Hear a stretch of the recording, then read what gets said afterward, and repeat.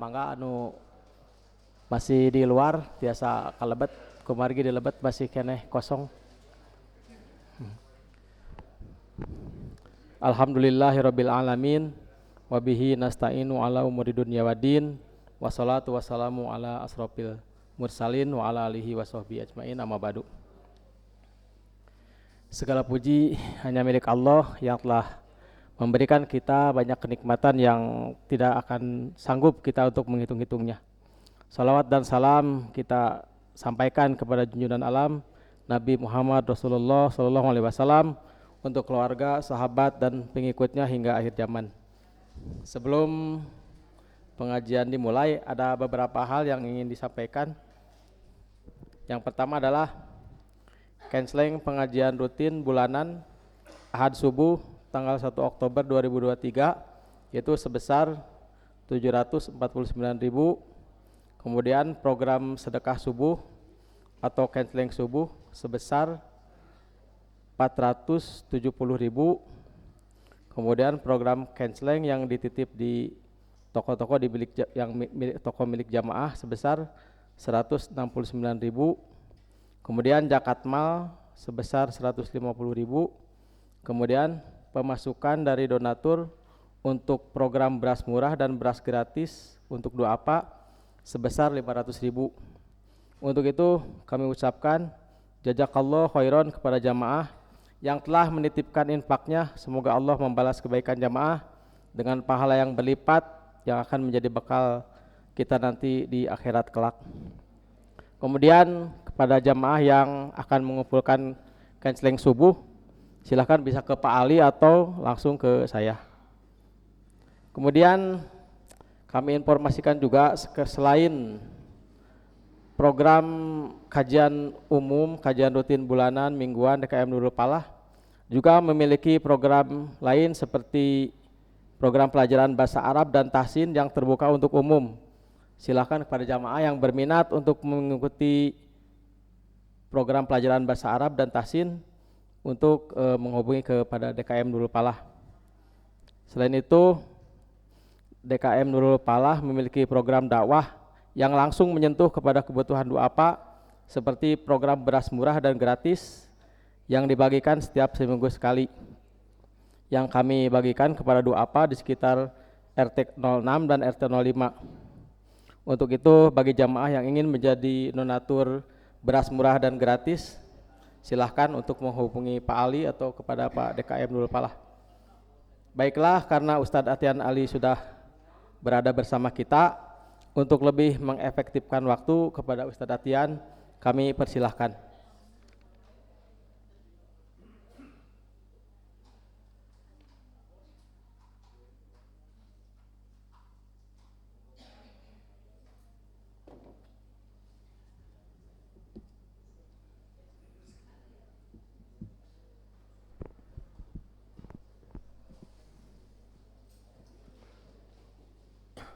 Bismillahirrahmanirrahim. Assalamualaikum warahmatullahi wabarakatuh.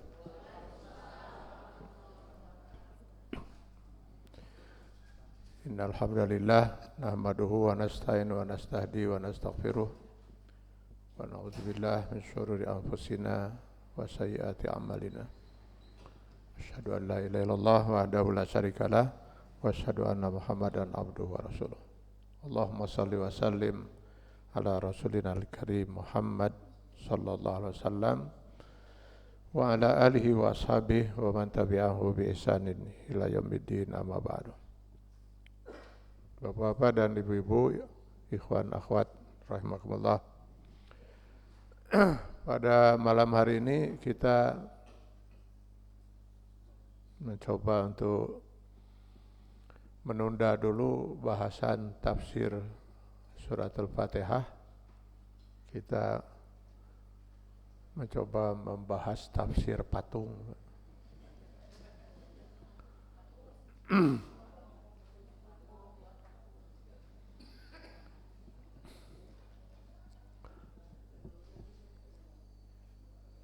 Sudah lebih dari 40 tahun alhamdulillah saya berdakwah. belum pernah sekalipun saya mencoba membahas tentang patung. Karena saya yakin betul bahwa kita umat Islam sudah sangat paham kalau membuat patung itu hukumnya haram.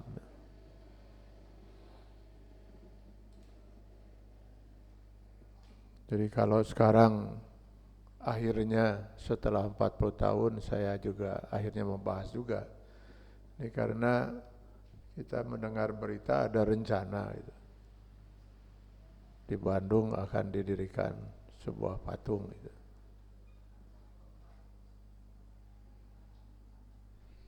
Bukan sebuah, dua buah. Satu di Bandung,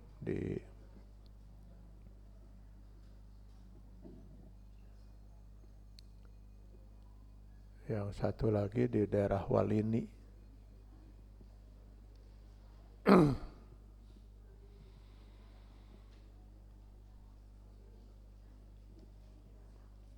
Maka saya merasa perlu untuk kita mulai membahas visi yang merencanakan itu tidak mengerti hukum Islam.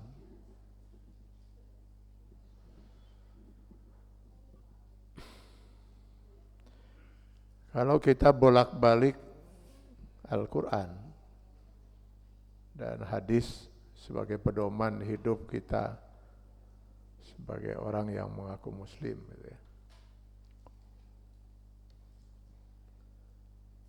Mulai dari manusia pertama Adam alaihissalam itu sampai dengan zaman Nabi Nuh alaihissalam, di awal-awal zaman Nabi Nuh itu enggak ada seorang manusia pun yang musyrik. Jadi semua manusia pada masa mulai Adam sampai dengan awal zaman Nabi Nuh itu masih terjaga fitrah iman dan fitrah Islamnya. Fitratullah allati fataran nasa 'alaiha. Al-A'raf 172, Ar-Rum ayat 30.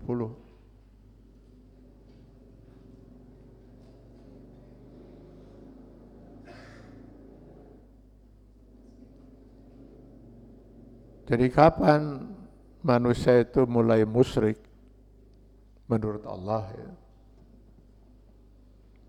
Itu diawali dari zaman pertengahan zaman Nabi Nuh alaihissalam. Disitulah mulai terjadi kemusyrikan.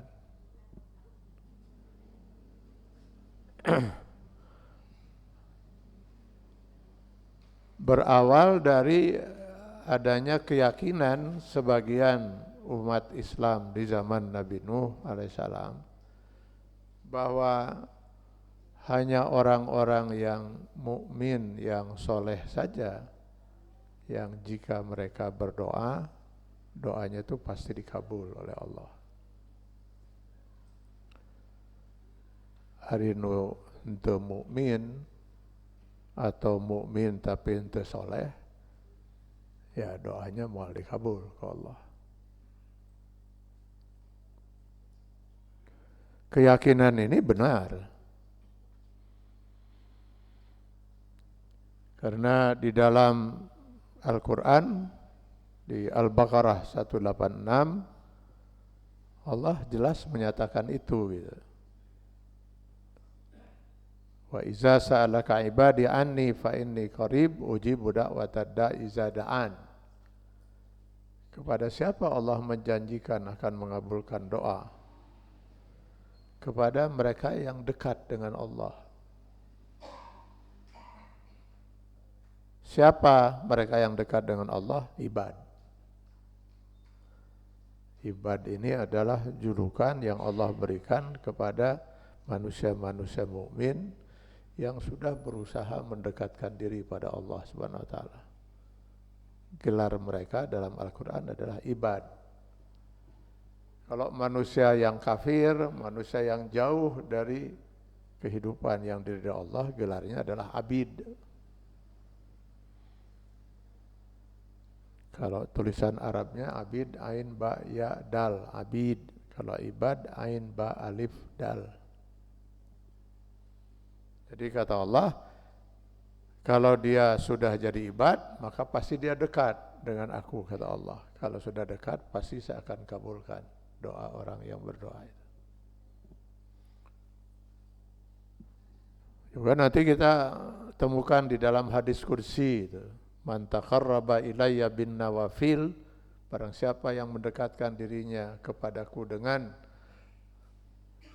selain melakukan yang wajib itu, dia rajin melakukan nawafil. Nawafil itu ibadah-ibadah sunnah, apa sholat sunnah, apa saum sunnah dan lain sebagainya yang tidak diwajibkan tapi sangat disukai oleh Allah. Maka kata Allah, jadilah matanya mataku, dengan itu dia melihat. Jadilah tangannya tanganku, dengan itu meraba. Jadilah kakinya kakiku, dengan itu dia melangkah. Artinya dia ada dalam bimbingan Allah. Dan apabila dia berdoa, pasti saya kabulkan. Apabila dia memohon perlindungan, pasti saya akan lindungi. Begitu. Kuncinya adalah dia harus seorang mukmin yang sudah dekat dengan Allah.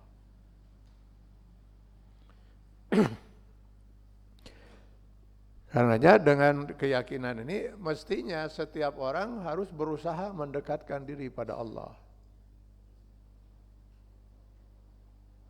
Ini ada sebagian umat Islam di zaman Nabi Nuh alaihissalam yang mereka sudah menikmati dalam tanda petik gitu, hidup dalam kemaksiatan gitu, jauh dari kehidupan yang diridhai Allah. Nah, ketika mereka menghadapi masalah dalam hidup, usaha misalnya hancur, berantakan, bangkrut, atau dia sedang sakit, mau berdoa kepada Allah, yakin mau dikabul ke Allah, datu soleh. Lalu apa yang mereka lakukan? Mereka mencoba mencari orang yang soleh, orang yang mereka anggap orang soleh. Mereka datangi, misalnya Pak Soleh, cik Pak Soleh dah, Pak Soleh mas soleh atau doakeun saya usaha keur hancur-hancuran gitu.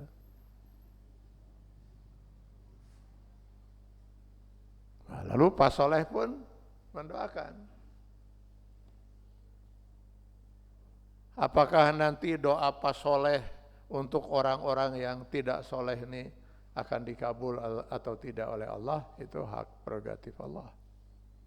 Pertanyaan saya, bolehkah kita meminta kepada orang yang kita anggap soleh untuk mendoakan kita?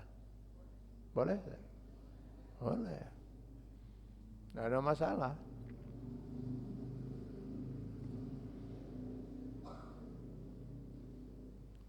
Bahkan karena kita sendiri tidak tahu siapa yang soleh itu. Kan susah ukurannya untuk kita. Karena kesolahan itu sesuatu yang ada dalam hati. Sementara yang diucapkan, yang diperbuat oleh seseorang itu belum tentu mewakili hatinya gitu. Sehingga sangat mungkin orang yang kita anggap soleh, tersoleh cek Allah. Malah yang kita anggap tersoleh, malah soleh cek Allah gitu. Apakah setiap orang yang rajin ke masjid itu pasti orang soleh? Belum tentu. Wah meureun maehna teh memang teu bisa sapoe teh lamun teu make sendal nu beda gitu. Inginnya pergi ke masjid keur nuker sendal itu mah.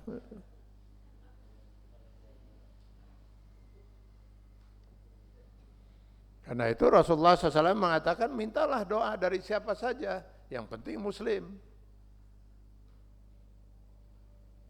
Fa innaka la tadri min ayyi fahin yuqbal, Sebab kamu tidak tahu dari mulut siapa nanti doa itu akan dikabul. Dah teu apal saha nu soleh teh. Ari Rasulullah mah pasti soleh. Para sahabat yang sudah dijamin oleh Allah ahli surga ada 10 pasti soleh. Kalau yang selain itu kan susah. Ini saya tolong jujur Bapak Ibu. Kira-kira saya ini orang soleh enggak? Apa Tuhan nih nggak jawab nih? Mau nggak jawab soleh, saya aminkan gitu. Duka, boro-boro Bapak Ibu saya ge yakin saya itu soleh enggak menurut Allah itu.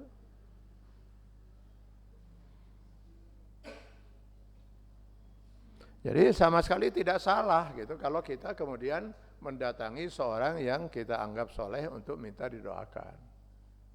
Sampai di sini nggak ada masalah. Persoalan mulai muncul ketika orang yang dianggap soleh, saat tadi pas soleh, maut. Bingung mereka. Mencari orang sesoleh pas soleh, atau lebih tipe soleh, teu aya. Age si eta tepati soleh itu. Tepati soleh tiga pas soleh gitu. Lalu apa yang mereka lakukan? Mereka datangi kuburan pas soleh. Lalu mereka meminta lewat kuburan pas soleh seperti mereka meminta ketika pas soleh masih hidup. Inilah awal kemusyrikan. Menurut Allah, inilah awal kemusyrikan. Karena sesoleh apapun seseorang, kalau dia sudah meninggal dunia, in qata amaluhu, putus amal perbuatannya. Boro-boro ngadoakeun batur.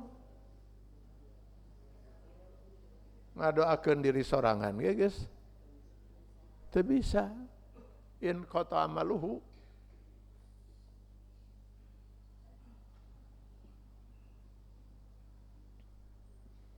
Misalnya ada orang yang soleh pisan gitulah, meninggal dunia. Apa yang harus kita lakukan? Kita mandikan kan? Kita mandikan jenazahnya itu. Wajib itu fardu kifayah. Kalau tidak ada seorang pun muslim yang memandikan, berdosa kita semua yang tahu itu. Wajib kita mandikan. Kenapa kita mandikan orang soleh itu? Nyapan geus maut. Nya kunaon dimandikan? Teu bisa mandi sorangan. Najan soleh kumaha ge teu bisa mandi sorangan. Setelah dimandikan lalu kita kafani. Kenapa kita kafani? Nya teu bisa make kafan sorangan.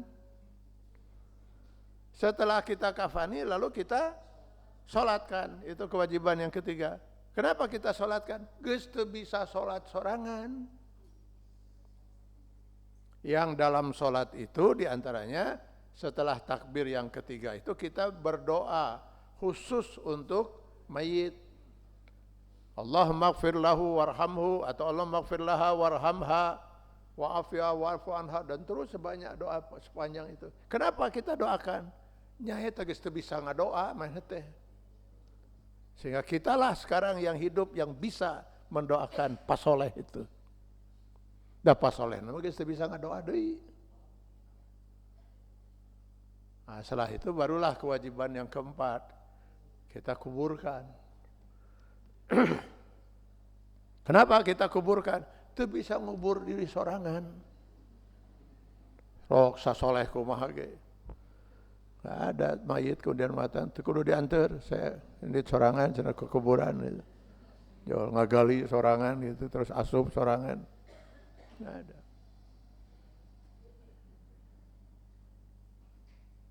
Ini baru meninggal gitu. Ruh baru berpisah dari jasad, geus teu bisa naon.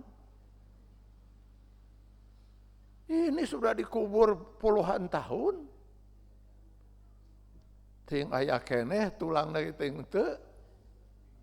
Ayo didatangkan kira. Untung lamunnya soleh, untung. Kumaha lamun teh bener teh soleh keur disiksa mah teh di alam kubur. Ayo dipentaan kira. Duh, lamun mah bisa balik di alam kubur lamun teh dicekekan itu nu datang itu. Saya teh keur ripuh cenah hayo geura dipentaan. Pangadoakeun saya gitu, lain hayo menta nih.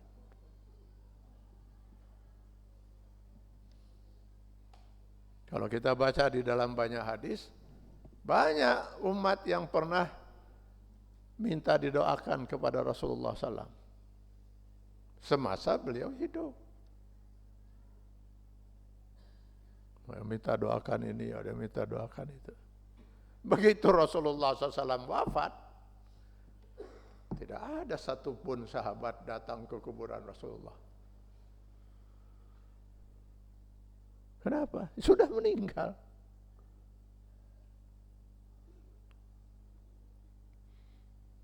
Semasa hidupnya maupun setelah beliau meninggal, tetap saja kita doakan. Allahumma salli ala Muhammad wa ala ali Muhammad. Kita malah doakan.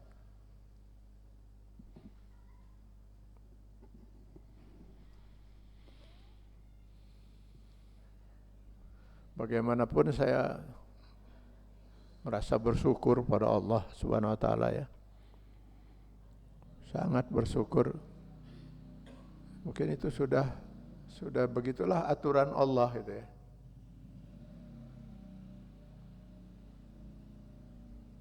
Kenapa misalnya faham yang berkembang di Saudi Arabia, tempat adanya dua tanah suci, Makkah dan Madinah, itu adalah faham dari mazhab, kalau fikihnya mazhab Hambali, kalau fahamnya faham Wahabi, Abdul Wahab ya. Yang sejauh yang saya tahu dari sejarahnya, Abdul Wahab ini orang yang termasuk mujaddid. Kalau dokter siapa, saya pernah baca satu tesis ya, yang kemudian dibukukan, Mut'al As-Sa'idi, kalau Dr. Mut'al As-Sa'idi, dia menyebut ada sekian puluh mujaddid sejak wafatnya Rasulullah SAW, yang dijanjikan dalam hadis itu, bahwa setiap abad itu tidak akan pernah kosong dari mujaddid, pembaharu yang berusaha untuk menyelamatkan dan kemunian ajaran Islam. Beliau memasukkan salah satunya Abdul Wahab. Di samping tokoh mazhab yang 4 itu. Dan tokoh-tokoh lainnya. Kalau nggak salah ada 60 ya, yang dalam tesisnya itu. Salah satu kelebihan Abdul Wahab kenapa dianggap sebagai mujaddid oleh Dr. Mut'al As-Sa'idi, karena gigihnya beliau berjuang untuk memurnikan ajaran Islam. Sehingga dia memang sempat terusir, di tempat ini terusir, karena asal ngelihat kuburan yang ada bangunannya hancurkan. Gitu. Akhirnya dia merasa aman gitu kan di Saudi Arabia pada waktu itu. Konon katanya sempat beliau juga ingin menghancurkan kuburan Rasulullah. Ada kuburan Rasulullah nggak dibangun, hanya ada ininya gitu. Nah sampai sekarang kita lihat, alhamdulillah ya. Wah, kau bayang kalau bukan faham itu yang ada di Saudi Arabia, bisa-bisa Mekah dan Madinah menjadi ajang kemusyrikan, Pak. Oh, mau di Indonesia mau aya batu naon we dicium itu di jangan berkahna. Ting kuburan saha ada tangan itu. Puting-puting. Apalagi kuburan Rasulullah, kabayang baru diletakan baru.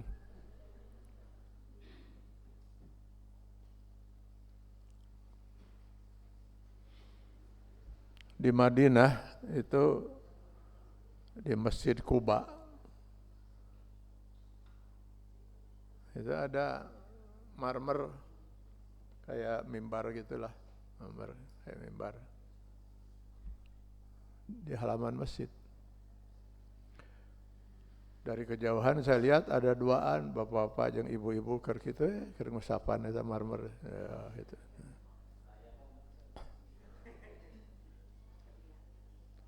Karena yang bapak-bapaknya itu pakai kopiah, mulai saya curiga, bawa-bawa teh Indonesia ya. Pakai kopiah teh Indonesia, Malaysia gitu ya. Duh, samperkeun ke saya teh. Wah, samperkeun dina jaketna teh tulisan nih, ngerakeun pisan ti Bandung.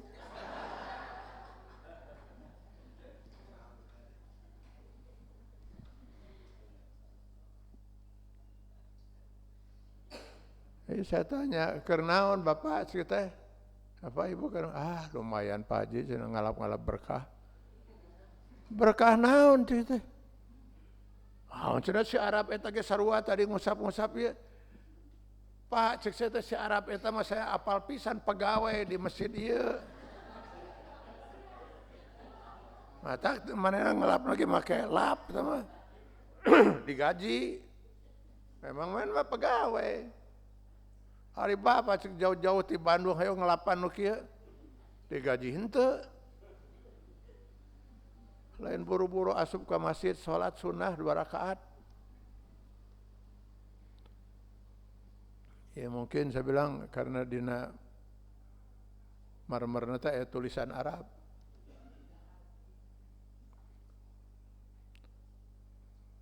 Kebetulan saya ngerti bahasa Arab Pak cek saya teh.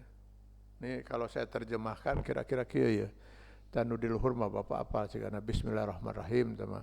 Dan di handapna cenah kalau diterjemahkan Masjid Kuba ini kembali dipugar pada masa Raja Fahad pada tanggal sekian bulan sekian tahun sekian. Ieu teh batu prasasti Pak. Ieu teh masjid teh karek dipugar deui. Dari batu prasastina ieu. Marmerna sarua jeung nu ku Bapak ditincak. Nanti sekalian diletakan dah itu. Itu ya, maka kenapa saya bersyukur itu. Marmer nu kitu aya di alap berkahna. Mau di kuburan Nabi. Berapa kali saya menegur itu jemaah itu. Malam-malam pulang sholat isya keur kikituan deui. Tanya di orang Indonesia, "Kenaon Pak? Lagi ngapain?" Ambil berkah lah, berkah apa? Kan di sini cenah Maulid Nabi. Ya benar di dia Maulid Nabi itu dulu di sinilah Nabi Muhammad dilahirkan itu. Hari nu dielap naon? Sok lamun siang mau cek saya teh, itu teh debu unggul kan itu. Sudah jadi perpustakaan. Bayangkan itu ya. Saking hati-hatinya mereka itu pernah saya juga ditegur Pak ku askar itu. Jadi waktu saya ziarah ke makam Rasul, saya berdoa gitu. Bari cerik gitu gak tahan kalau sudah ingat itu ya. Tegur haram.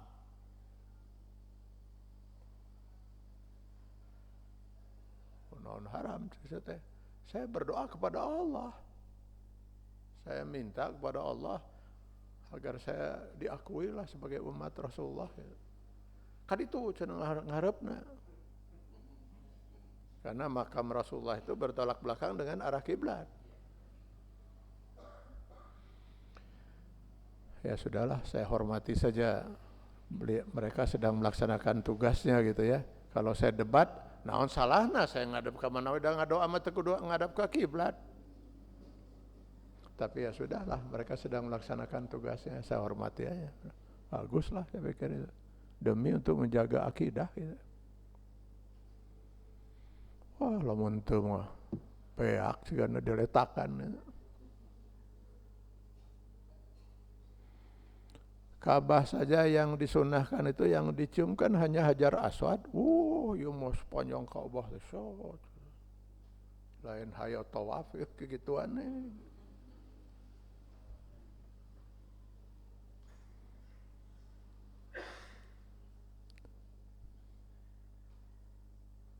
Nah, jadi ini sejarah mulanya kemusyrikan. Yang di zaman Nabi Nuh itu ada 5 orang yang dianggap soleh oleh mereka itu. Ini bisa kita baca di Quran surat Nuh ayat 23. Wa qalu la tazarunna alihatakum. Mereka berkata, jangan sampai kalian lalai dalam menyembah Tuhan kalian. Nah, Imam masih benar Imam. Tapi lanjutnya wala tazarunna, jangan pula lalai dari menyembah Wada. Nah, Wada ini salah seorang dari orang yang dianggap soleh. Ada Wada, ada Suwa'a, wala Yaghusa, Ya'uqa, Nasra. 5 itu. Memang ngaranna rada araraneh itu. Wada, Suwa'a, terus Yaghusa, Ya'uqa, Nasra.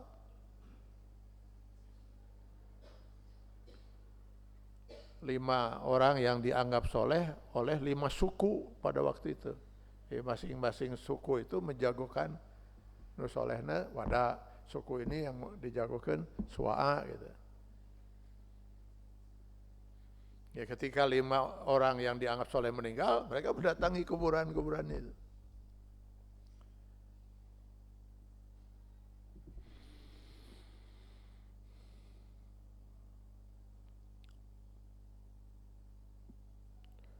Untuk mereka yang hidup sezaman dengan Suwa'a, dengan Wada, Ya'uqa, Yaghusa, nah, mereka begitu datang ke kuburan bisa khusyuk di situ.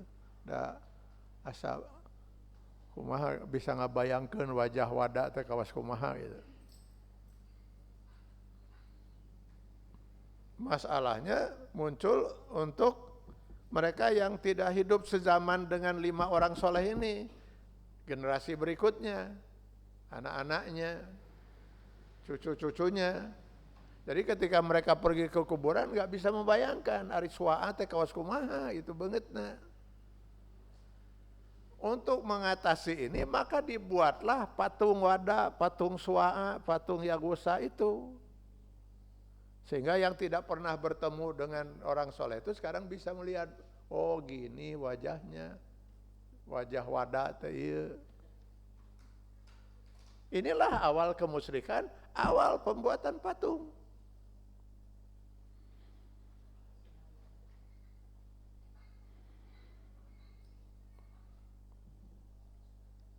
Dan ini musyrik menurut Allah.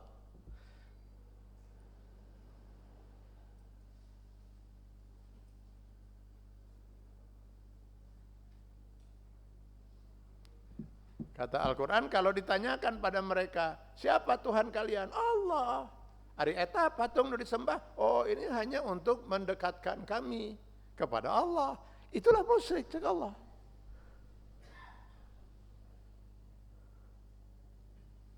Generasi-generasi berikutnya, ya sama. Ada orang yang disolehkan, maut, jieun patungna. Karena mereka semua punya keyakinan, Baitullah itu memang rumah Allah, tempat yang suci. Maka mereka pun masing-masing membawa yang mereka solehkan itu ke patungnya itu ke Ka'bah. Sehingga ketika Rasulullah SAW lahir, ada riwayat mengatakan pas beliau lahir ya, ada yang mengatakan setelah beliau diutus menjadi Rasul. Ada yang mengatakan pada waktu beliau lahir ini terjadi semacam gempa gitu, tapi gempanya itu hanya untuk menghancurkan patung-patung yang ada di sekitar Ka'bah. Berapa patung yang ada di sana? 360 di sekitar Ka'bah itu. 360 itu semuanya Tuhan. Piraku Tuhan loba-loba teuing mendekati 360. Orang-orang yang dianggap soleh, Pak. Masing-masing ditaruh di rumah Allah. Ngarah disitulah lebih khusyuk gitu ta, mendekatkan diri kepada Allah lewat patung-patung itu. Jadi dilakukan di Baitullah. Itulah awal kemusyrikan. Nah, dan itu dihancurkan semuanya, habis. Begitu Rasulullah SAW diutus menjadi Rasul itu. Bersihlah Ka'bah itu, Baitullah itu. Terutama setelah foto Makkah.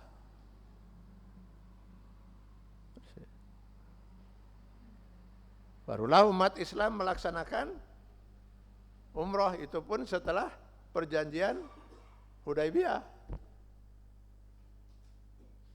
Setelah perjanjian Hudaybiyah setahun kemudian baru diizinkan umat Islam melaksanakan umroh. Nah, ketika melaksanakan umroh, nah di sini kalau kita nggak memahami riwayat riwayat ini, pasti akan bingung ketika kita membaca Quran surat Al-Baqarah ayat 158. Inna safa wal marwata min sa'airillah faman hajjal baita aw i'tamara fala junaha alaihi an yatawwafa bihima waman tatawwa khairan fa innallaha syakirun alim. Faman hajjal baita aw i'tamara, barang siapa yang sedang berhaji atau berumrah, hendaklah mereka tidak berdosa untuk tawaf di antara Safa dan Marwah. Inna safa wal marwata min sa'airillah. Kalau sepintas kita gak tahu sejarahnya, pasti kita bingung baca hadis ini, baca ayat ini. Kenapa? Nah, jadi tidak berdosa cek Allah kumaha. Pan memang sa'i di antara Safa dan Marwah itu adalah syarat untuk umrah, syarat untuk rukun untuk haji, rukun untuk umrah. Tidak sah umrah tanpa sa'i, tidak sah juga haji kalau tanpa sa'i, kan itu. Nah, jadi tidak berdosa. Jadi di awal ketika semua patung itu sudah habis yang ada di sekitar Ka'bah, masih tersisa di Safa dan Marwah itu ada patung. Belum sempat dihancurkan. Jadi saking banyaknya patung itu 360, wah sudah memenuhi Ka'bah. Akhirnya ada yang nyimpen patung mereka itu di Safa, ada yang menyimpan di Marwah. Jadi ketika umat Islam sedang sa'i, pas datang ke Safa, ada patung gitu. Jadi merasa tenyaman itu, kumaha itu. Turun ayat ini. Tidak berdosa, teruskan, kata Allah, kira-kira gitu kan. Sebelum akhirnya dihancurkan itu patung itu. Sampai seperti itu gitu ya, dulu itu.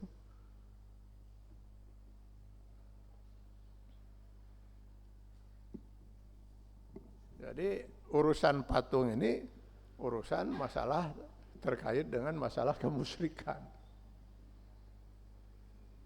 Sejarah patung itu. Karenanya begitu luar biasa tegasnya hadis-hadis Rasulullah SAW tentang haramnya membuat patung. Yang kalau kita baca dalam kitab-kitab fikih itu, nyaris ijma ulama itu. Hampir sepakat semua ulama dulu sampai sekarang itu tentang haramnya membuat patung. Apalagi hadis-hadis yang mengharamkannya itu, tingkatan hadisnya itu kebanyakan mutawatir. Di mana tidak ada seorang ahli hadis pun yang meragukan kesahihan hadis itu. Di antaranya hadis Rasulullah yang mengatakan asaddun nasa azaban yaumal qiyamah, manusia yang paling berat azabnya di hari kiamat al-musawwirun, para pembuat patung.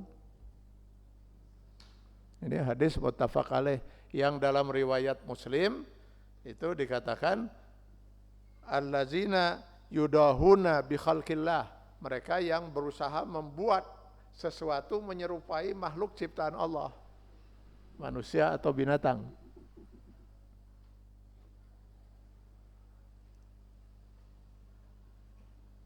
Di dalam hadis yang lain juga muttafaq alaih, Rasul mengatakan innal ladzina yasnauna suwar, sesungguhnya orang-orang yang membuat patung, yu'azzibuna yaumal qiyamah, mereka akan disiksa di hari kiamat.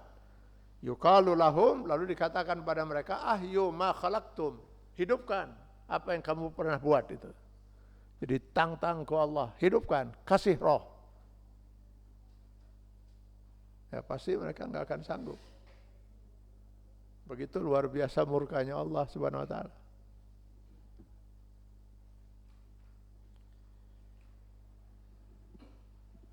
Sehingga malaikat pun di dalam hadis riwayat Muslim tidak mau masuk ke dalam rumah yang ada patungnya. Innal malaikata la tadkhul baitan fihi surah. Sebenarnya malaikat itu tidak akan pernah mau masuk ke rumah yang ada patungnya. Maksudnya di sini malaikat pembawa rahmat. Hari malaikat Israel mah anggar asup.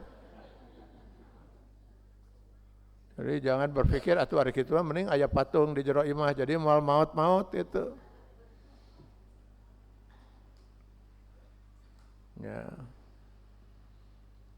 Sampai di dalam hadis yang lain itu diriwayatkan malaikat Jibril pernah terhalang untuk masuk ke rumah Rasulullah SAW. Gak jadi masuk. Kenapa? Ternyata di halaman Rasul SAW itu masih ada patung letik yang belum sempat dihancurkan.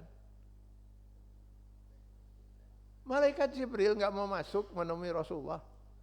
Bukan karena di dalam rumah Rasul, di halaman. Di halaman rumahnya itu ada patung.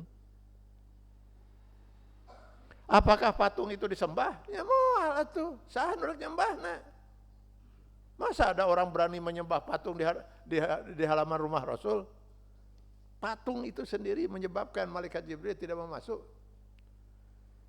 Sehingga ketika Nabi Muhammad SAW keluar rumah, baru ditemui oleh malaikat Jibril. Tadi saya mau masuk terhalang, kata malaikat Jibril. Tai patung. Akhirnya oleh Rasulullah SAW dipotong itu sirahnya, si patung itu. Sehingga dalam hadis itu diriwayatkan, patung itu jadi mirip-mirip tangkal lah gitu ya. Sirahan jadi kumaha cegah tangkal gitu kan itu. Atas dasar inilah mazhab Syafi'i, Imam Syafi'i yang paling banyak dianut cenah oleh umat Islam di Indonesia, ngarakuna bermazhab Syafi'i. Jadi haram semua patung yang ada kepalanya. Boleh kata Imam Syafi'i membuat patung asal eueuh sirahna. Sok nyarian patung kadinya. Asal ulah aya sirahan we gitulah.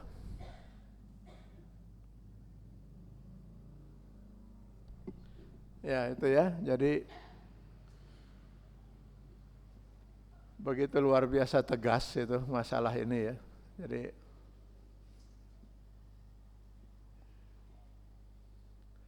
nah, kenapa Allah Subhanahu wa taala mengharamkan? Jadi ini kalau kita lihat di dalam hadis ini menandingi. Jadi kalau Bapak Ibu baca di dalam kitab-kitab fikih, kalau yang punya buku Dr. Yusuf Qardawi itu yang sangat fenomenal itu ya, Al-Halal wal Haram fil Islam. Halal dan haram dalam Islam, sudah ada terjemahannya itu. Oh itu hadis-hadis itu lengkap itu. Bahkan kalau kita lihat di dalam kitab-kitab itu, jangankan patung. Ada sebagian ulama mengharamkan lukisan. Lukisan orang, lukisan binatang itu haram. Jangankan lukisan, foto keluarga haram. Kenapa sampai ke tingkat ini? Saking ininya hadis-hadis itu.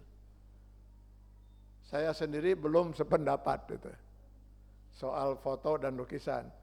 Karena kalau lihat dalam hadis riwayat Muslim tadi, di akhirat oleh Allah ditantang untuk memberi ruh, menghidupkan. Hari lukisan kan tidak mungkin bisa hidup karena tidak berdimensi kan. Beda dengan patung. Dan foto kan bukan ciptaan, bukan buatan itu kan. Ya maksudnya ciptaan Allah difoto gitu kan itu, bukan dibuat. Tapi ini semua karena saking luar biasa kerasnya hadis-hadis tentang pembuatan patung itu. Karena di dalam hadis itu ada disebut tidak langsung patung, ada yang disebut suar. Surah itu lukisan, gambar.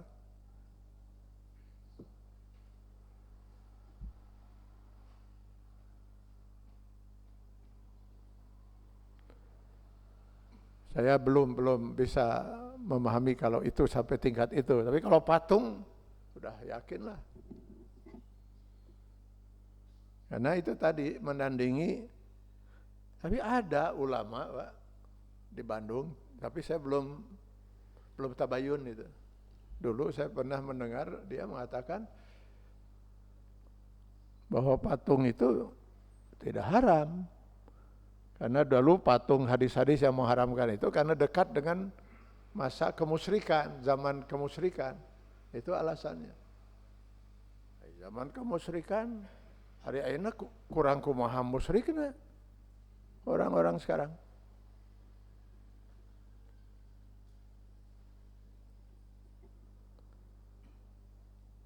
Dan lagi pula katanya bahwa yang sekarang itu orang membuat patung itu bukan untuk disembah, tapi untuk naon? Mengenang.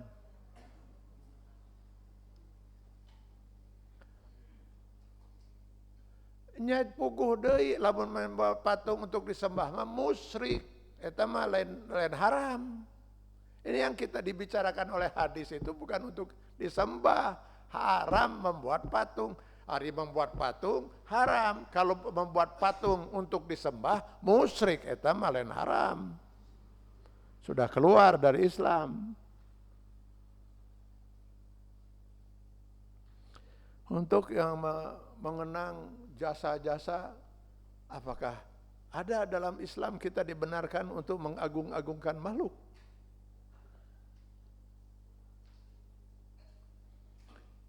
Setiap hari kita berapa kali dalam sholat dan di luar sholat, puluhan, ratusan kali mungkin, menyatakan Allahu Akbar. Yang Akbar itu hanya Allah. Semua manusia itu kecil. Kalau ada yang perlu diagungkan makhluk, perlu kita agungkan, siapa? Kita sebagai seorang muslim itu. Rasul.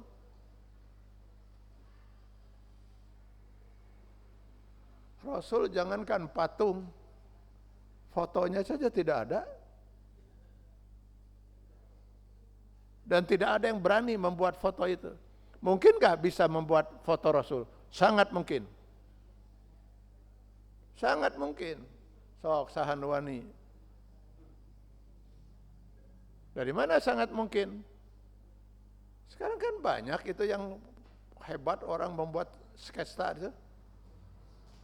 Kamu melihat pencurinya, melihat sepintas, basa kerlumpat katingali, kaos kumaha, coba alisna kaos kumaha, gambarkan alisna gini, matanya kaos gitu, terus irungna kaos kieu dan sebagainya, dilukis oleh ahli sketsa itu. Jadi Pak, jadi menyerupai, baringan ningali sepintas. Ini hadis-hadis Rasulullah SAW, jelas sekali itu menjelaskan alisnya Rasulullah itu seperti apa, mata beliau kayak mana, hidungnya gimana, segala macamnya.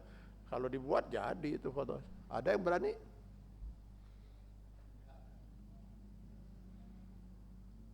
Kalau ada yang patut diagungkan Rasulullah, geus pasti Rasulullah mah.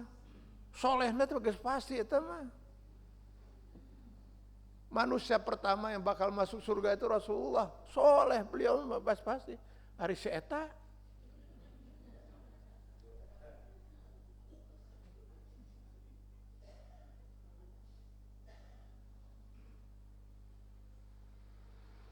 Rasul Pak, saya baca di dalam hadis,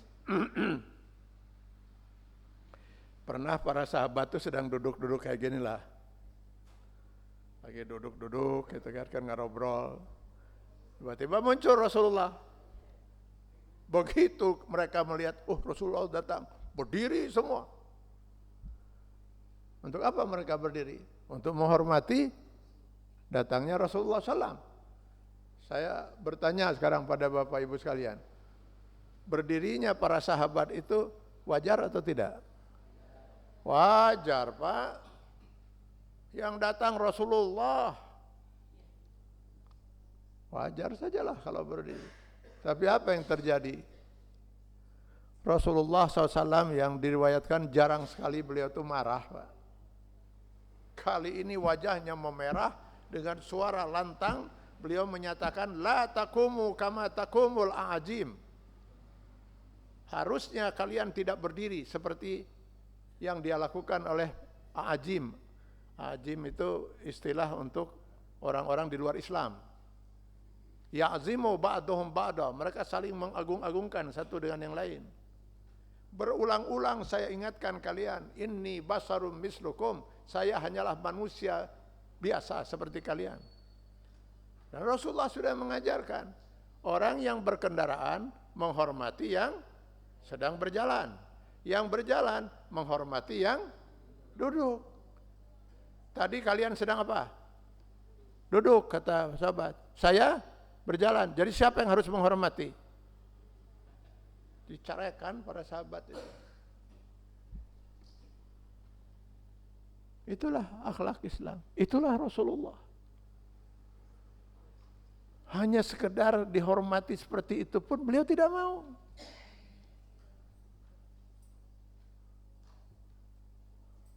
Oh, malamun aya nu nyieun patungna lamun tadi kumaha eureun.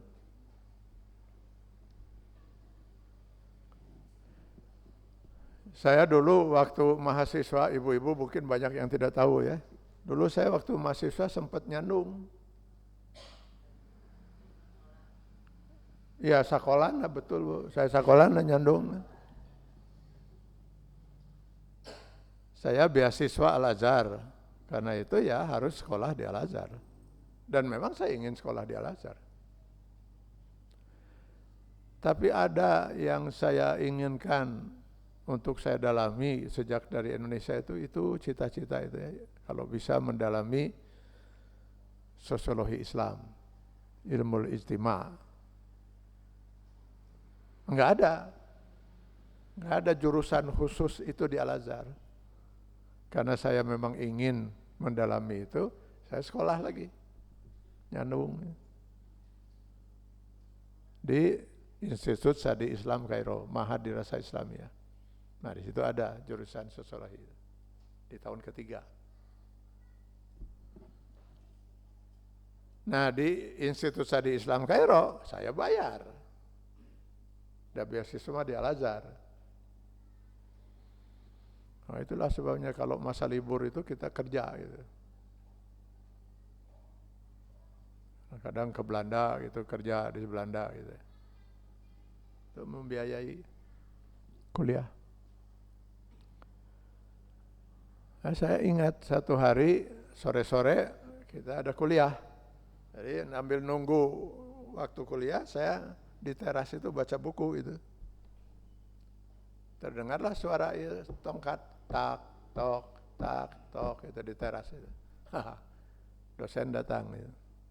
Kebetulan dosen yang mau mengajar itu sekaligus juga rektor di Institut Sadi Islam Kairo itu. Udah rada sepuh, pakai tongkat itu, didampingi asistennya, tak. Saya pun berdiri, Pak. Saya ucapkan salam, assalamualaikum warahmatullahi wabarakatuh. Jawab oleh dia, waalaikumsalam warahmatullahi wabarakatuh.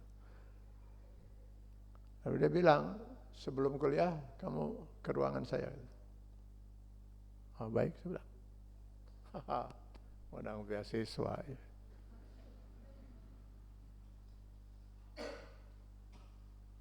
Kayaknya asistennya manggil. Saudara ditunggu oleh Pak Rektor. Masuk saya. Saya salam lagi, assalamualaikum, jawab, waalaikumsalam. Duduk, katanya. Duduk saya. Anda mahasiswa dari mana? Indonesia, saya bilang. Dengan bangganya saya bilang, Indonesia. Pantas, langsung dicarekan saya. Carekan, pantas.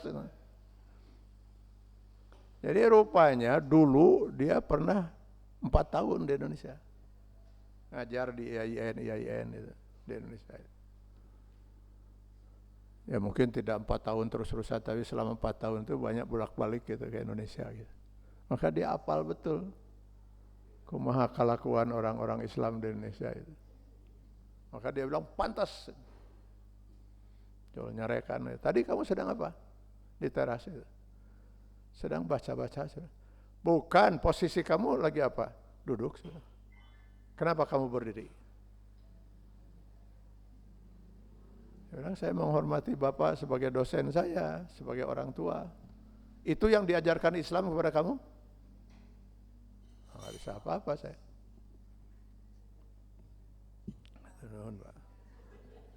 Itu yang diajarkan Islam kepada kamu? Bukankah Islam mengajarkan yang berkendaraan menghormati yang berjalan menghormati yang duduk? Sudah keluar kamu, ikut kuliah. Keluar saya, sugan terek menang beasiswa.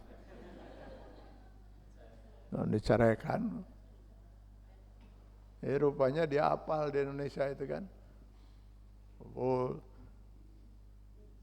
sebentar lagi Pak Anu akan memasuki ruangan. Hadirin dimohon berdiri. Orang tuh muncul si eta tuh.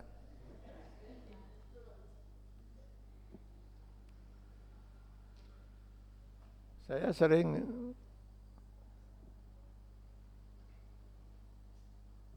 sekarang sering diminta ngasih khutbah nikah ya. Datang kita sudah nunggu lah. Ya, biasa terakhir datang mempelai.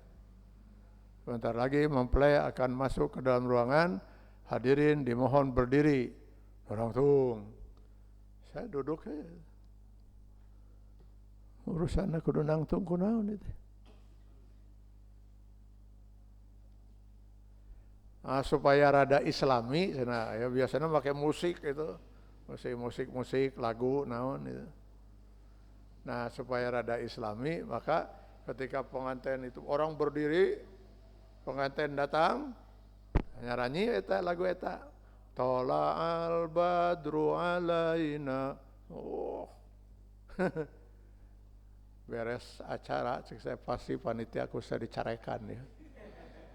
Begitu selesai acara saya cari panitia itu. Ya nanaonan sila.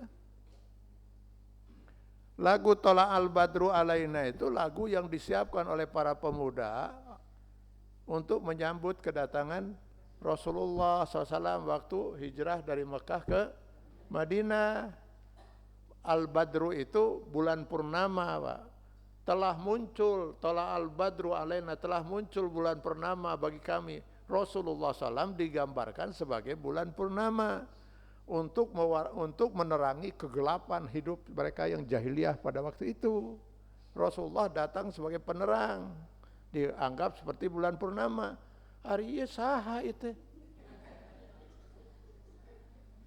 Makanya sok kitu rek disaruakeun jeung Rasul, ting salat ting henteu di jelema ge.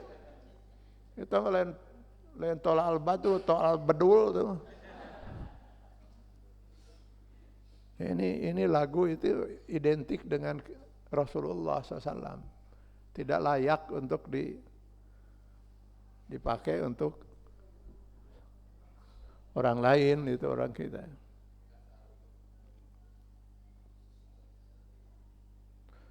Ya, bisa tidak tahu, oleh saya diberitahu itu. Ya.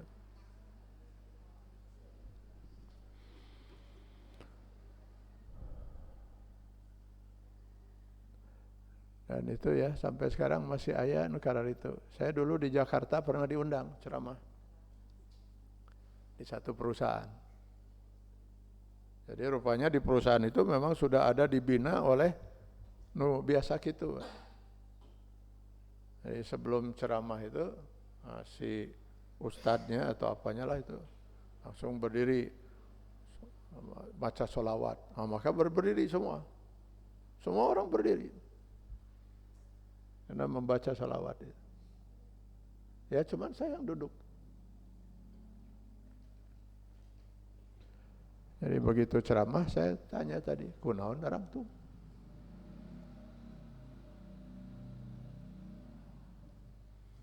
Jadi berdirinya itu kenapa? Karena kalau kita baca salawat katanya Nabi itu muncul, hadir untuk nyalami kita gitu. Di mana deh itu dalil muka kawas kieu kira. Ya sama dengan yang sekarang sedang ramai dibicarakan itu yang orang sufi itu katanya. Lagi ceramah, maaf berhenti sebentar. Ini Rasulullah hadir sekarang ini. Sudah katanya, Rasulullah sudah pergi lagi. Tadi berpesan untuk kalian sudah gini. Nah ayah jangan nulir gitu ya. Di urang manuk ya disebut syekh di.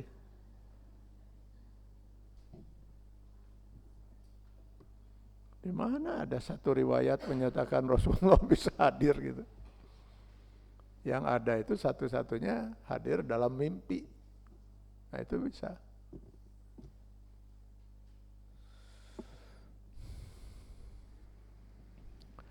Saya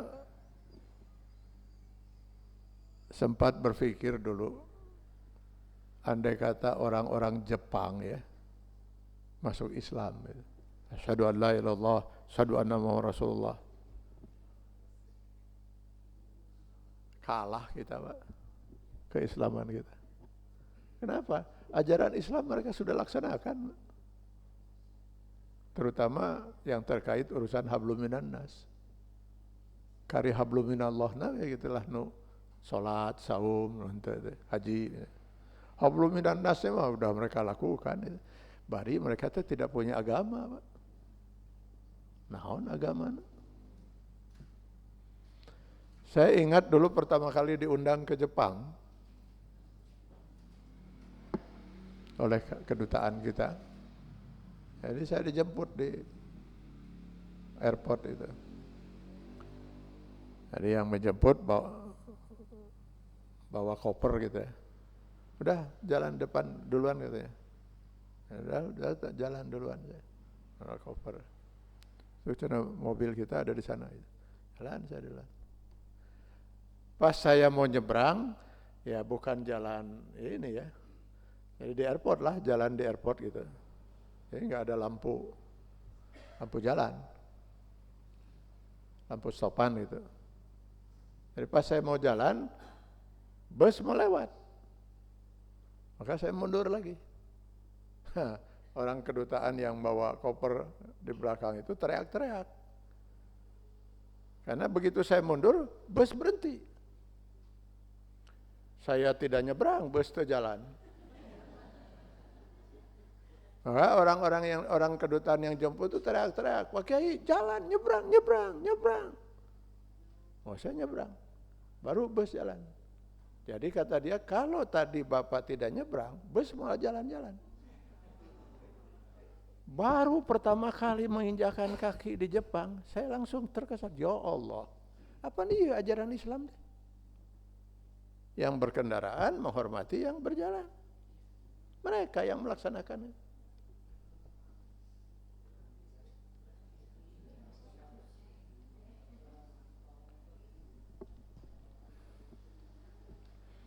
Sekali waktu saya nggak diantar, pergi sendiri, pakai taksi, supirnya pakai masker. Dulu kita nggak begitu mengenal masker kecuali pandemi kemarin kan. Mereka mah dari dulu sudah terbiasa pakai masker itu, pakai masker.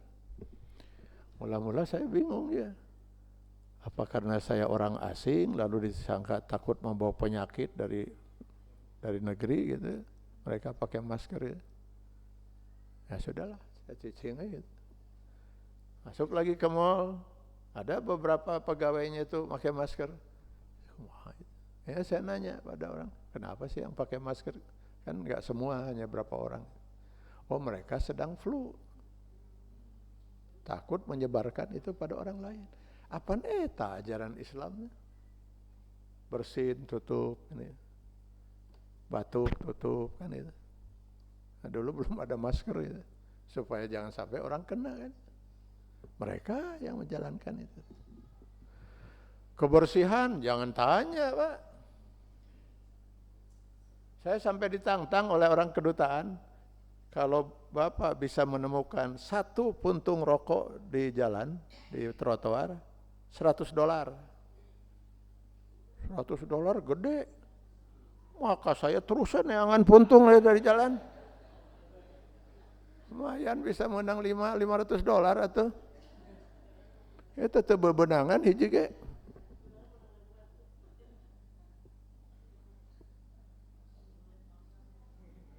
Banyak sekali lah yang saya lihat, loh kok ajaran Islam aya di dia gitu ya. Kebersihan. Tolong menolong. Saya jalan sendiri, nggak tahu bagaimana ini beli karcis ke jurusan itu, karena mereka semua pakai bahasa Jepang. Nggak ada bahasa Inggrisnya, Pak. Hebat mereka itu mempertahankan sahan hayang kadia wayahna diajar bahasa Jepang, kira-kira gitulah. Jadi susah ini kemana ini beli ini, kemana jurusan ini. Saya tanya orang Jepang ini, saya mau ke sini publikasi saya gimana? Dia lihat jam itu, ikut saya, lompat mana teh. Terus belikan karsis di ini kan nggak pakai mesin, nggak pakai orang gitu kan. Beli karsis, nih cina, harus kamu tunggu di sana, lupa di mana teh. Hanya karena mengejar tram dia, karena tramnya kan pakai menit itu, terlambat saja sudah ketinggalan, 15 menit baru nunggu lagi kan itu. Lompatan untuk menolong itu. Belanja ker oleh-oleh gitu, pulangannya recehan gitu. Ningali-ningali ya terecehan teh kumaha karena banyak kan sabraha itu kan dacan apal gitu kan kesenggol jatuh semua 3 orang nu sararibuk nu keur di trotoar iya sararibuk mulungan eta si recehan itu untuk diserahkan pada saya. Oh diurang lamun susu lompatan beureun gitu.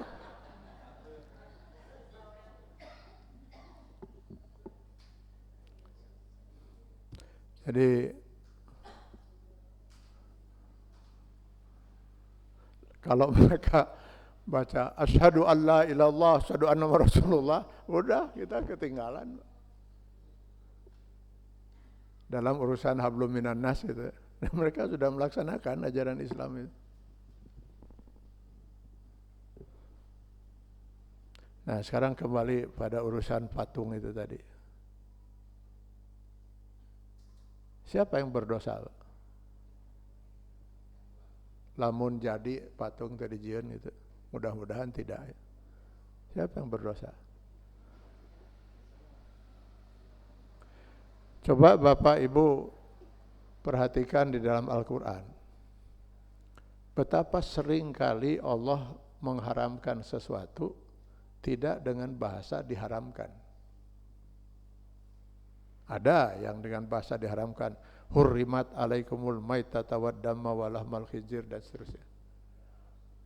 Tapi banyak sekali yang haram diharamkan tanpa bahasa diharamkan. Contohnya zina. Insya Allah rek dibolak-balik Al-Quran seberapa kali nggak akan ketemu firman Allah menyatakan diharamkan kalian berzina. Malah ya. Yang bakal ketemu adalah di Quran surat Al-Isra 32, wala taqrabuz zina. Jangan sekali-kali kalian dekati zina.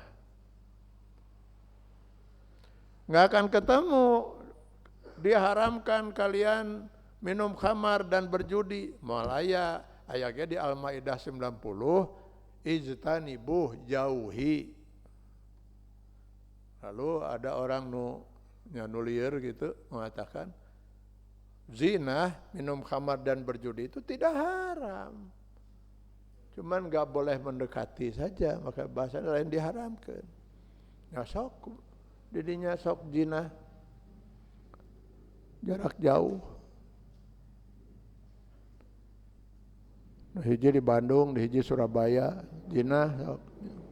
Kan nggak bisa, dah harus mendekati. Mendekatinya saja sudah haram, kalau di zina, nah kan udah begitu.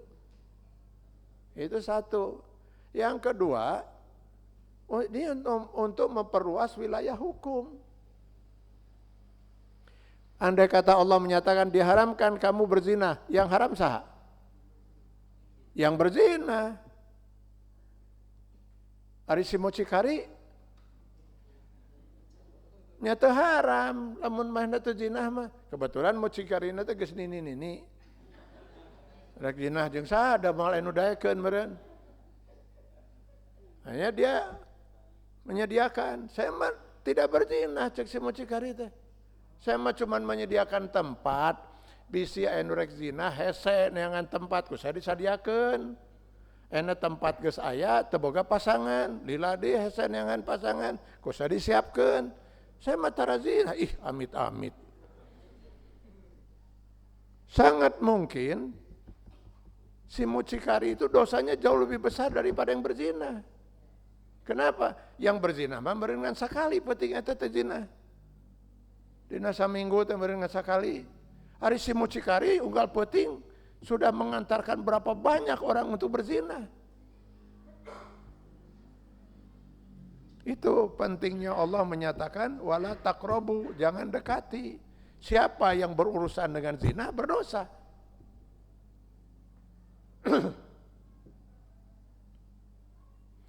Tong boro-boro mucikari, sekarang kita ada tahu tempat di sini tempat perzinahan.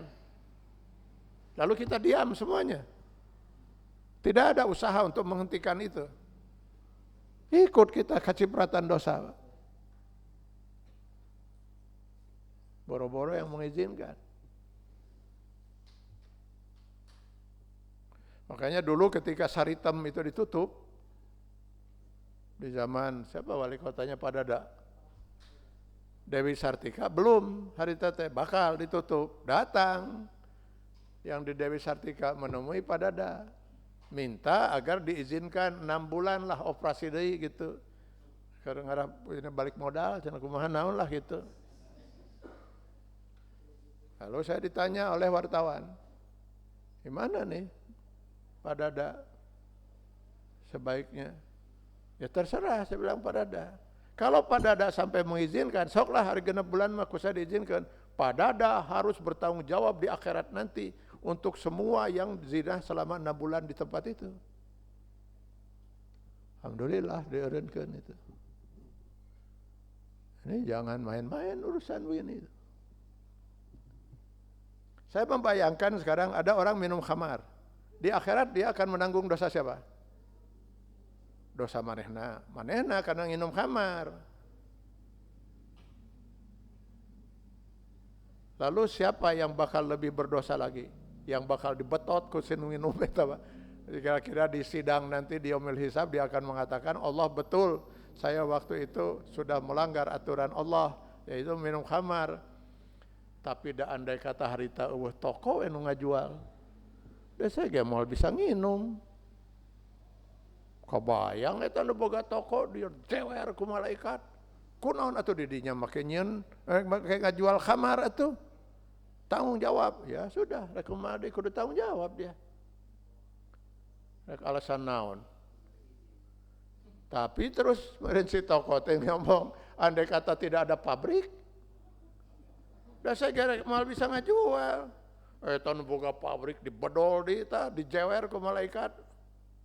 Kunaon eta dirinya make nyeun pabrik atuh? Ya sudah, dia harus tanggung jawab wayahna. Tapi kemudian yang boga pabrik ngomong dia, andai kata eueuh tanda tangan si eta. Da saya ge moal bisa ngadirikan pabrik lamun si eta tanda tangan mah. Kabayang si eta nu tanda tangan. Andai kata tanda tangan dia menyebabkan berdirinya pabrik itu dan pabrik itu beroperasi sampai 50 tahun misalnya, mainnya mah geus maot. 50 tahun, selama 50 tahun pabrik itu memproduksi berapa juta botol, berapa juta orang yang kemudian akhirnya jadi melanggar aturan Allah, dia harus tanggung itu semua. Dalam Al-Quran yang begitu disebut mudil, nanti akan kita jelaskan. Kalau kita sampai pada tafsir walad dolin itu, ada adol, ada al-mudil. Ada yang sesat, ada yang menyesatkan. Ya rata-rata, ya tentunya orang yang menyesatkan itu orang yang sesat. Dan kalau orang sesat mah, orang yang tidak sesat mah piraku menyesatkan. Itu berat itu yang begitu.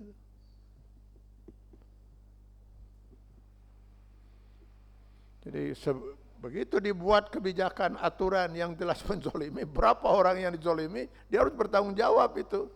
Waduh, saya nggak membayangkan itu ya. Undang-undang Omnibus Law nukarar itu. Siapa yang membuat undang-undang itu? Semua yang terlibat dalam undang-undang itu harus bertanggung jawab itu di akhirat itu. Dan undang-undang apapun yang membuat akhirnya menjadi jalan kezaliman gitu ya.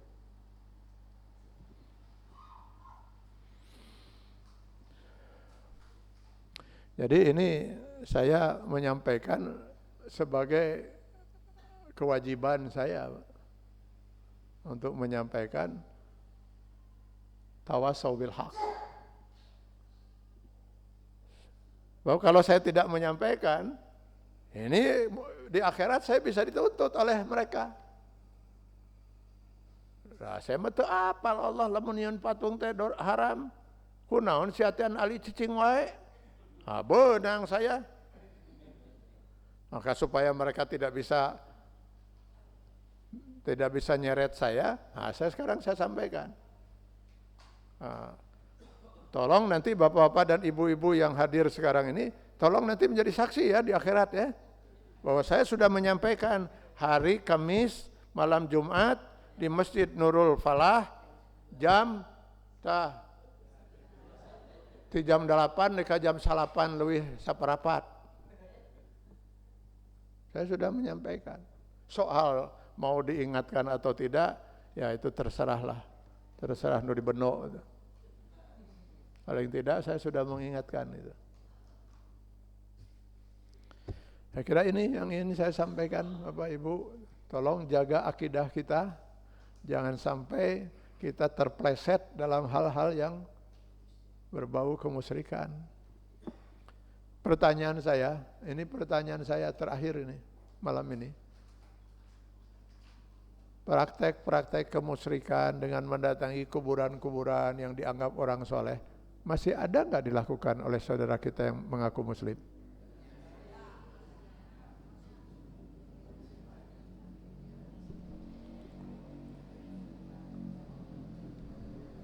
Terus kernaon sarolat?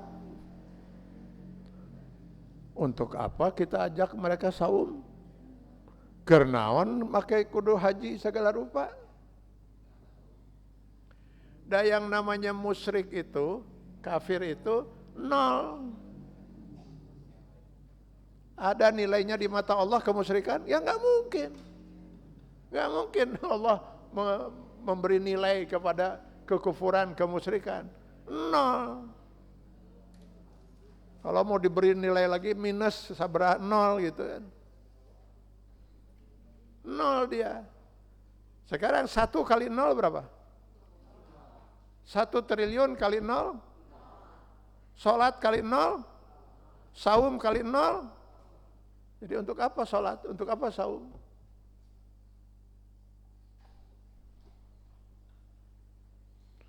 Yang kita ngeri, mereka tidak tahu, Pak. Bukan ngeri, bahkan berharap mereka tidak tahu. Walaupun tetap berdosa, tapi tidak musyrik, mudah-mudahan. Karena nanti mereka akan dituntut oleh Allah, saya tidak tahu Allah. Kenapa sampai tidak tahu?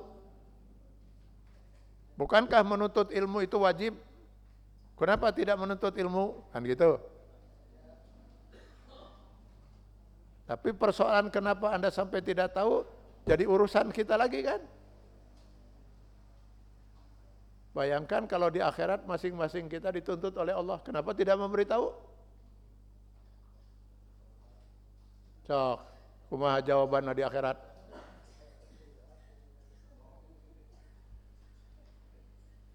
Nah, itu mah memberitahu jawaban Ustaz cek saha?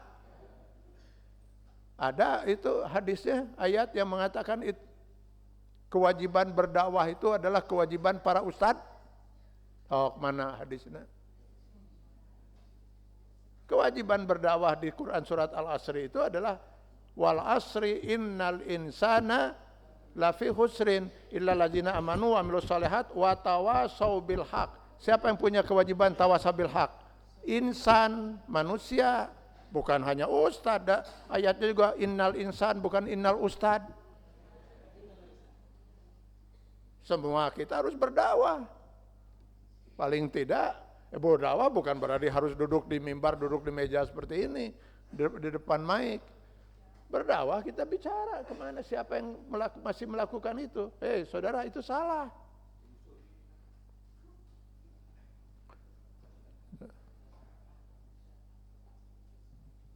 Nah, paling itu yang menjadi masalah itu. Kalau kita begitu nanti dimusuhi. Hari Rasulullah dimusuhi,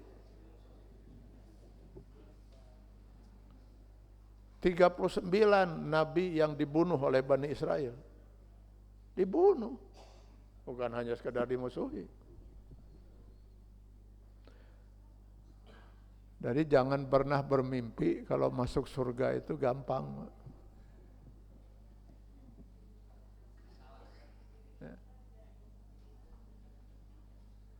Kebanyakan kita mengira bahwa dengan kia bisa masuk surga gitu. Silakan baca Al-Imran 142. Am hasibtum an tadkhulul jannah? Adakah kalian mengira bahwa kalian bisa masuk surga? Jangan pernah kalian bermimpi mengira bahwa kalian bisa masuk surga. Sampai kata Allah, kami melihat siapa di antara kalian yang benar-benar berjihad. Dan sampai kami melihat siapa di antara kalian yang benar-benar bersabar menghadapi tantangan yang luar biasa, dimusuhi, dikecam, dihina, atau mungkin bahkan dibunuh. Jadi surga milik siapa? Milik para mujahid, Pak. Yang gak mau berjihad, jangan mimpi masuk surga, Pak. Cek saha, cek Allah, Pak.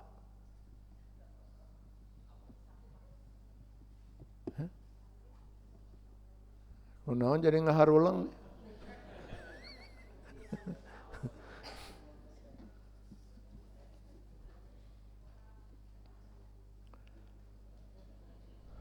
Saya kira itu saja dulu ya. Saya hadir di sini, Pak. Seharian saya tidur karena sedang kena lambung.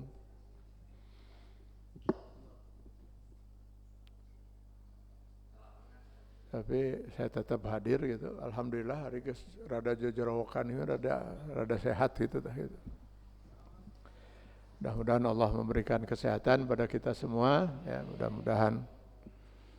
Marilah kita berbuat, Pak. Jangan pernah kita berhenti karena kewajiban kita untuk berbuat. Itu kalau kita bukan pejabat gitu.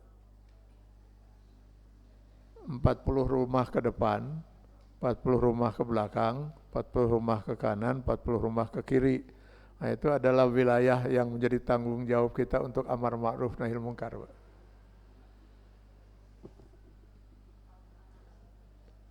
Jadi berusahalah. Kalau kita nggak bisa berusaha sendiri, ya berkumpullah di masjid ini, kita musyawarah. Bisa komunikasi dengan pejabat setempat. Wah, ini ada daerah atau rumah yang kita curigai. Saya pernah, Pak, di daerah saya, Pak. Ada rumah, banyak kan anak gadis itu di sana itu. Saya tanya, itu naon rumah dipakai naon itu? Kos-kosan mahasiswi. Oh. Nah, saya kan sering pulang malam gini. Mereka tuh karek baralik, kuliah di mana? Jam 11 peting gitu dengan pakaian seperti itu. Akhirnya setelah saya tanya-tanya teliti, ya mahasiswa betul punya kartu mahasiswa semua, Pak. Boro-boro mahasiswa di mana? Wanita-wanita panggilan. Maka kita kumpul dengan lingkungan dengan saya. Tutup ini, mana pemilik rumahnya? Hentikan semua ini. Kami tidak ingin kecipratan dosa. Jadi gimana? Ya carilah tempat lain. Jangan di sini. Kita nggak mau kecipratan dosa. Ya kayak di tempat lain diusir deh. Ya kaleuweung. Pek di leuweung, eta ge lamun teu diprotes ku monyet deh.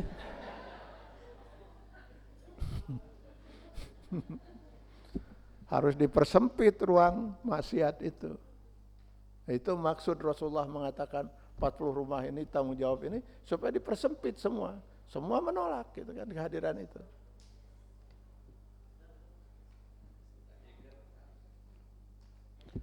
Dulu di sekitar saya ada juga sabung ayam, saya datangi.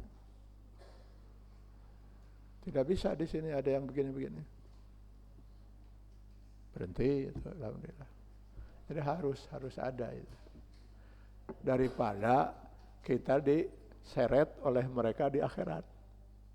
Ya Allah, waktu itu saya lalai, kunaon saya tak cicing wae. Terus kita mau jawab apa kepada Allah? Sieun Allah. Mau jawab itu? Kamu lebih sieun kepada manusia daripada saya, kata Allah.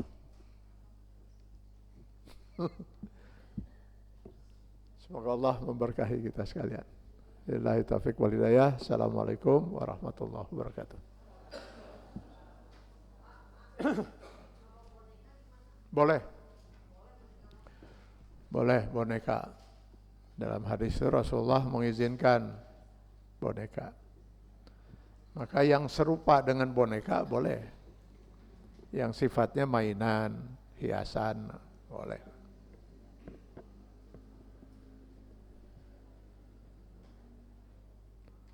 Misalnya naon lah gitu, oleh-oleh aya gambaran jelma gitu dina patlot, itu apa dina ieu, ada boleh itu enggak apa-apa. Ya karena itu dianalogikan kepada boneka mainan. Atau ada juga ulama yang berpendapat boleh membuat patung kalau patung itu lain sasaha gitu. Jadi seni itu ya. Ada yang berpendapat itu. Da sarua we merenjang boneka moal dina naon itu. Itu gitu mereka menganalogikannya seperti itu. Ada yang lain? Ya, Pak.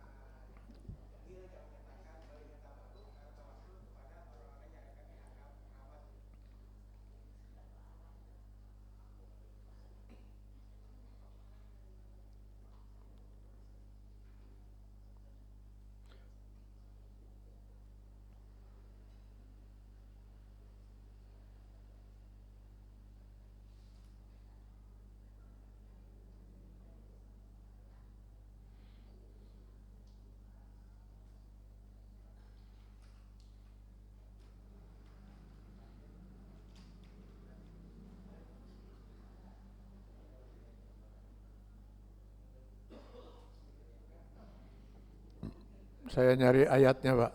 Ya. Ini Az-Zumar ayat 3. Ala lillahi dinul khalis. Ingatlah, hanya kepunyaan Allah lah agama yang khalis. Kita pernah menjelaskan tentang ikhlas. Suci, murni.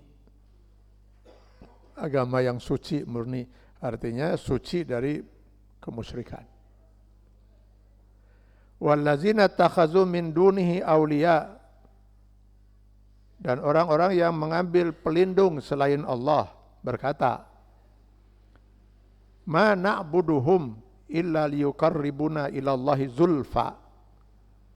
Kami tidak menyembah mereka melainkan supaya mereka mendekatkan kami kepada Allah dengan sedekat-dekatnya, takarub. Ini musyrik, kata Allah. Jadi orang-orang musyrik itu kalau ditanya, siapa Tuhan kalian? Allah. Lalu apa ini? Ini hanya sekedar untuk mendekatkan. Itu. Sampai saya katakan contohnya tadi, kurang apa solehnya Rasulullah? Apa ada orang yang bertabaruk pada Rasul setelah Rasul wafat? Kan Umar bin Khattab lari kepada paman Rasul kan? Ya? Iya. Lari kepada paman Rasul. Kenapa lari pada paman Rasul? Ya sahadanya Rasul sudah tidak ada. Rasul sudah wafat.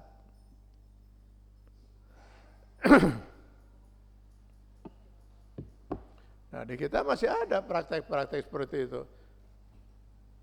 Baiklah Bapak-Bapak, marilah ila hadrati Rasulullah sallallahu alaihi wasallam Al-Fatihah.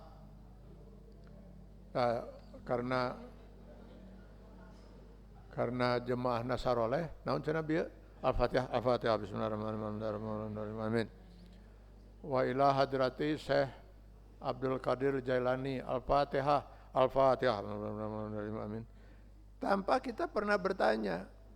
Sok tanya, ari bieu maca Al-Fatihah keur saha?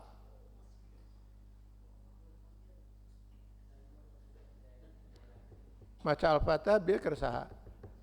Kalau Bapak Ibu punya keluarga, kebetulan orang Arab atau teman,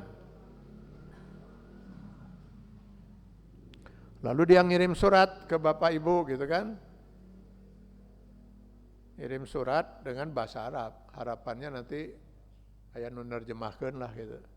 Saya yakin di depan ininya, amplopnya itu ada tulisan ila hadrati. Ila hadrati itu ditujukan kepada atau kepada yang terhormat. Nah, ila hadrati itu. Jadi ila hadrati Rasulillah Al-Fatihah. Jadi Al-Fatihah ditujukan pada siapa? Ila hadrati Syekh ya Al-Fatihah, roh anu Al-Fatihah. Jadi Al-Fatihah ditujukan pada siapa? Boleh kita beribadah kepada selain Allah? Nah, jadi al-masa Al-Fatihah itu